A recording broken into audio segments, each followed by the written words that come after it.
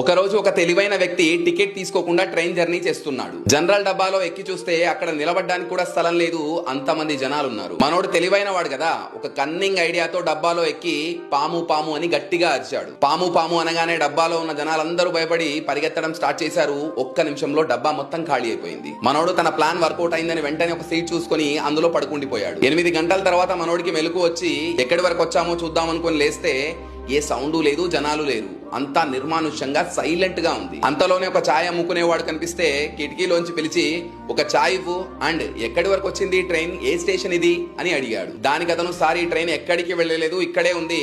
అసలు ఏమైందంటే రాత్రి ఈ డబ్బాలో ఒక పాము కనిపిస్తే ఆ పాము కోసం వెతికి వెతికి దొరక్కపోతే రైల్వే వాళ్ళు ఈ డబ్బాని వదిలేసి మిగతా ట్రైన్ ని ముందుకు పంపించేశారు అన్నాడు. మోరల్ ఆఫ్ ది స్టోరీ ఏంటంటే తెలివి ఉండడం మంచిదే, కానీ మందిని ముంచే అతి తెలివి మాత్రం ఉండకూడదు. ఇలా అతి తెలివి ప్రదర్శిస్తే ఇదిగో ఇలానే అవుతుంది.